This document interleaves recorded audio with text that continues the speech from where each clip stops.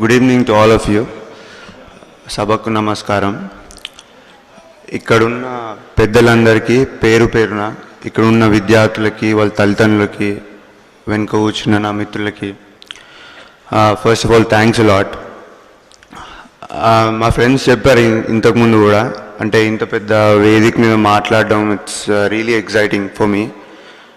నేను మాట్లాడాను చాలా చూడలు, కానీ అసలు ఇలాంటి గ్యాదరింగ్ అయితే I didn't address and anywhere. I'm very happy. Helping hands ఆర్గనైజేషన్కి, ఇక్కడున్న గెస్ట్స్ అందరికీ, శామ్యూల్ సార్కి అందరికీ బిగ్ థ్యాంక్స్. నిజం చెప్పాలంటే ఇదంతా ఒక కళలా ఉందండి. From the past 1 month, whatever is happening are the best days in my life, I promise you. Every day are frequently press పేపర్లో పడడం, టీవీలో కనిపించడం, ఇలా వచ్చి మాట్లాడే అవకాశం దొరకడం it's really really very exciting. దీనికోసం సివిల్ సర్వీస్ కొట్టాలండి.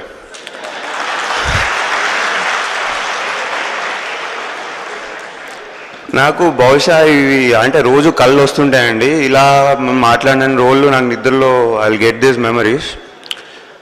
అండ్ ఇంకొకటి, ఈ టైంలో నాకు ఒకటి గుర్తొచ్చేది ఏంటి అంటే, జేడి లక్ష్మీనారాయణ సార్ మాటలు జాయింట్ డైరెక్టర్గా చేశారు కదా, మీ అందరికీ తెలిసి ఉంటుంది. ఆయన స్పీచ్లకు వెళ్ళేవాడిని బాగా. ఆయన ఎక్కడికి వెళ్తే అక్కడికి వెళ్ళి ఫాలో అయ్యి అని చెప్పేవాడిని, వినేవాడిని. ఆయన ఏం చెప్పేవారంటే, లైఫ్లో మీరు ఏదైనా సాధించారు అంటే అది 3 విషయాలు మీకు జరిగినప్పుడు అని చెప్పేవాళ్ళు. ఒకటి, మీ తల్లిదండ్రుల దగ్గరకు వచ్చి వాళ్ళ ఫ్రెండ్స్, వాళ్ళ బంధువులు అందరూ వచ్చి భలే కొడుకుని అన్నారు సార్, భలే కూతురుని అన్నారు సార్, ఇది ఒకటి.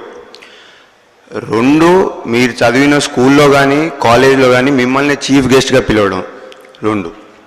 And third thing is, autograph తీసుకునే స్టేజ్ దగ్గర నుంచి ఆటోగ్రాఫ్ ఇచ్చే స్టేజ్కి ఎదగడం.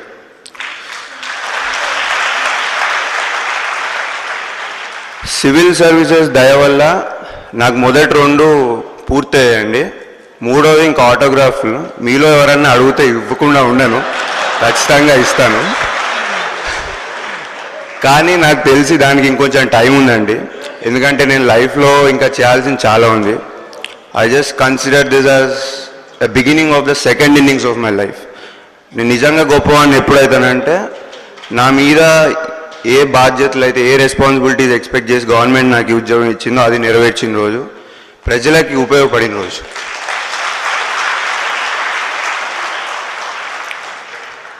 ఇక నా పర్సనల్ బ్యాక్గ్రౌండ్కి వస్తే అండి, నాది ఒక వేరీడ్ ప్రొఫైల్ అండి. ఫస్ట్ ఎంపీసీ, తర్వాత బీటెక్ బయోటెక్నాలజీ, తర్వాత ఎంబీఏ, మళ్ళీ 2 సంవత్సరాలు జాబ్, మళ్ళీ సివిల్ సర్వీసెస్. సో ఈ విషయాన్ని ఎందుకు స్ట్రెస్ చేస్తున్నానంటే, లైఫ్లో మీరు ఎప్పుడు ఎక్కడ ఏం చదివినా ఏం చేస్తున్నా, you always have a chance, don't forget it. You will become great definitely. మీరు ఎప్పుడు అరే ఇది చేసి ఉంటే బాగుంది, no please don't repent. You always have a chance, the doors are open. So please don't repent for anything. నా experience అండి, 25 ఏళ్ళకి మంచి ఉద్యోగం వదిలేసి ఇంటికి వచ్చి మా నాన్నగారు అమ్మగారు కూర్చున్నారు ఇక్కడ. మా నాన్నగారి దగ్గరికి వెళ్ళి, నాన్న నేను జాబ్ వదిలేస్తున్నా, 2 ఏళ్ళు నన్ను భరించగలవా, పోషించగలవా అని అడిగానండి. వెంటనే ఇంకో ఆలోచన లేకుండా గో హెడ్ అన్నారండి. And just because of that I'm standing in front of you here.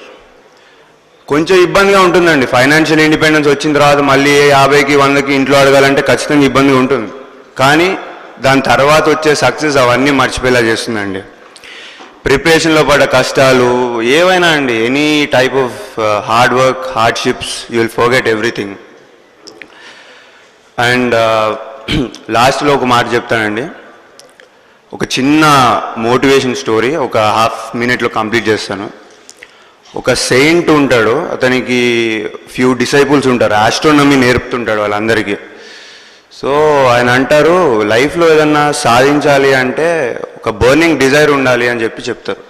అంటే ఒక క్యూరియస్ స్టూడెంట్ నాలాగా, మనలాగా వెళ్ళి, గురుగారు బర్నింగ్ డిజైర్ అంటున్నారు, అంటే ఏంటి నాకు అర్థం కాలేదు. ఆయన అంటారు, నువ్వు క్లాస్ అయిపోయిన తర్వాత సాయంత్రం నాతో రా, ఇవాళ నేర్పిస్తాను నీకు అని చెప్పి నది దగ్గర తీసుకెళ్తారు స్నానం చేయడానికి.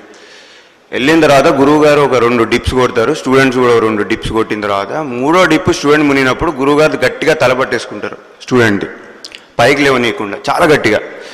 స్టూడెంట్స్ అరే గురువుగారు ఏదో ఆట ఆడుతున్నారు అనుకుని ఫస్ట్ లేవడానికి ట్రై చేయడు, కానీ ఊపిరాడదు కదా, కూర్చోపోయిన తర్వాత చాలా గట్టి ప్రయత్నం చేస్తాడు, అయినా కుదరదు. గురువుగారు ఇంకా గట్టిగా పట్టుకుంటారు, లాస్ట్కి జయించి పైకి వస్తాడు.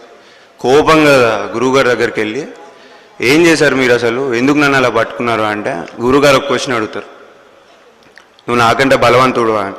ఫస్ట్ క్వశ్చన్, లేదు గురువుగారు మీరు ఏజ్లో పెద్దవాళ్ళు, నాకంటే బలంగా ఉన్నారు, మీరే బలవంతుడు, మరి ఎలా పైకి వచ్చావు, అది నా లైఫ్ అండ్ డెత్ మ్యాటర్ కదా అని.